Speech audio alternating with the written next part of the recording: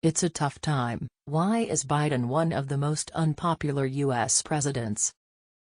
Puzzle of Biden's unpopularity has some pieces within his control and some not, experts say, as COVID casts a shadow over his first year in office.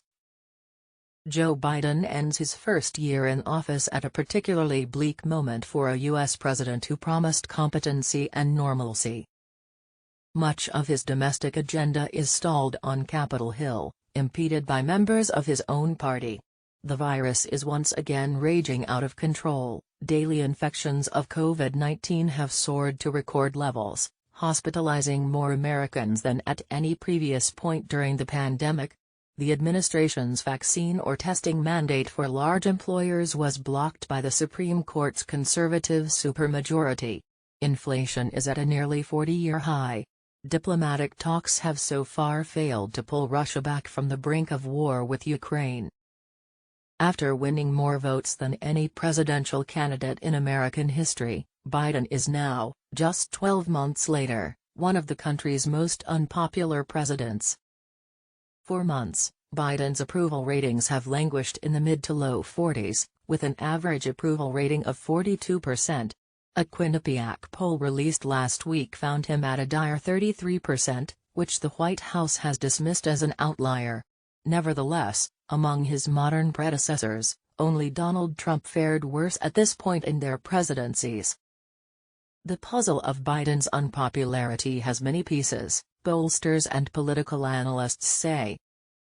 Biden came to office with lofty ambitions. He promised to lift the threat of deadly virus and usher in a new era of responsive governance and bipartisanship in Washington. 1 year into his presidency, Biden remains confronted by an unabating pandemic, a nation still very much divided and a Republican Party that continues to embrace the lie that Donald Trump won the 2020 election. Whenever a president disappoints expectations, that's a problem, said Bill Galston, a senior fellow of governance studies at the Brookings Institution who also served as a White House policy advisor to former President Clinton. Galston said the administration has not done a good job of managing expectations around COVID.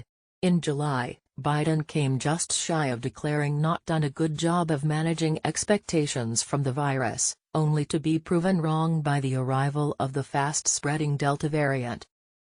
Now, amid a surge caused by the Omicron variant, the president and his team are recalibrating. Dr. Anthony Fauci, the nation's top infectious disease specialist, recently said that Omicron would find just about everybody. Biden recently conceded that eradicating the virus was unlikely, but that it was possible to find just about everybody it. It is the case for swing voters who believed Biden would govern as a centrist bridge builder in an age of deep division, Galston continued, and for Democrats to whom Biden promised an ambitious legislative agenda despite holding wafer-thin margins in Congress. Sarah Longwell, a prominent anti-Trump Republican strategist, has observed support for the president decline among voters in the focus groups she has convened over the past year. When asked to grade Biden's first year, many voters she spoke to, including Democrats, gave him C's, D's and F's. The grades, Longwell said, not only reflected their views of the president, but also a shared discontent as the pandemic enters its third year and inflation continues to rise. There's an element of it that has nothing to do with Joe Biden, Longwell said. There's an element of it that has nothing to do with Joe Biden. Asked about Biden's gloomy reviews, the White House press secretary, Jen Psaki, offered a similar explanation. People are fatigued across the country. It's impacting how they live, how they work. There are worries about their kids, their ability to experience joyful things in life like concerts and going to restaurants and seeing friends, Psaki said. We understand that. The president knows that the best, most important step he can take is to continue to fight to get the pandemic under control and also to lower costs for Americans across the country, she added. Biden's popularity began to slip as the Delta variant of COVID-19 spread across the country, falling sharply after the U.S.'s chaotic withdrawal from Afghanistan, during which 13 service members were killed by a suicide bombing at the Kabul airport. Though a majority of Americans favored withdrawing troops from Afghanistan, the desperate scenes from Kabul as the Taliban took control undercut perceptions of Biden as a seasoned foreign policy expert who would restore America's standing on the world stage. The way in which we left Afghanistan inflicted a blow on the president's general image of experience and competence, which had a lingering effect, Galston said. Historically, voters tend to punish the president's party in the first midterm elections after a new administration takes power. But the defeats tend to be steeper when a president is unpopular. According to Gallup polling, presidents with job approval ratings below 50% have seen their parties lose an average of 37 House seats during the midterm elections. Already Republicans' unexpected strength last year in off-cycle elections in states Biden won by wide margins in 2020, like Virginia and New Jersey, has delivered a stark warning of a dangerous future to Democrats. The results suggested that the resistance-driven passion that drove Democratic victories during the Trump era had fizzled. Perhaps most alarming for Democrats was the electorate's deep sense of malaise. Despite a mass vaccination campaign and trillions of dollars in relief money, voters feel worse now about the state of the pandemic and the economy than they did earlier in Biden's presidency, according to a CBS News/YouGov survey. Few voters give Biden credit for muscling through a $1 trillion investment in the nation's infrastructure or passing the American Rescue Plan, which sent checks to most Americans and slashed poverty rates. It's an ironic situation where the policies are more popular than the politicians, which is very rare, said Celinda Lake, a veteran Democratic pollster. It's an ironic situation where the policies are more popular than the politicians, which is very rare.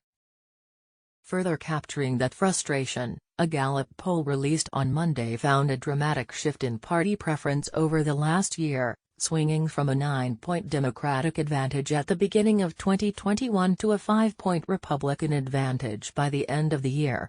The change follows the collapse of Biden's presidential approval ratings. This augurs poorly for Democrats, leaving a narrowing window to deliver on their campaign promises, from Build Back Better to voting rights and immigration reform. Messy intra-party negotiations over Biden's sprawling climate and social policy bill overshadowed the policy, leaving the public with a shallow understanding of its contents and concern over its cost. The legislation remains in limbo after Senator Joe Manchin, a conservative Democrat from West Virginia, announced he could not support the measure in its current form. Amid the stalemate over his agenda, Democrats have become disenchanted with Biden. He is bleeding support among young voters angry over inaction on climate change, healthcare and student debt forgiveness. Hispanic voters have lost confidence in Biden's handling of the pandemic and the economy, a red flag for Democrats after they shifted toward Trump and the Republican Party in 2020. And support has been sliding among black voters, who were critical to Biden's victory but have been disappointed by the lack of progress on voting rights and police reform. In an attempt to reset, Biden recently delivered a pair of searing speeches, during which he implored the Senate to pass federal voting rights legislation and accused Republicans who stand in the way of standing on the side of Bull Connor and Jefferson Davis. Though not all the variables are within Biden's control, Lake said there is still plenty of time and opportunities to improve his standing before the midterms in November. She said the president's newly emboldened tone was a good start, that would help to energize Democrats, while signaling strength to wary independents. He is in leadership mode now, she said. Democrats widely applauded Biden's rhetorical shift, but some civil rights leaders and voting rights advocates boycotted the speech in Atlanta to express disapproval of what they view as a belated push on an issue that is paramount for their communities and the functioning of democracy itself. In a statement, the president of the NAACP, Derek Johnson, said it was past time for the administration to match their words with actions. Laurel O'Reilly, co-president of the progressive group, Community Change Action, said voters need to see Biden fighting on their behalf. She urged the president to use every executive tool at his disposal to ease the financial pressures facing millions of Americans, like canceling student debt, as he continues to push for a path forward on Build Back Better, voting rights and immigration reform. Part of the challenge for Biden, she said, is to convince a demoralized public that the future is still up for grabs. Fight for people, deliver for people, and then make sure they know what has happened, she said.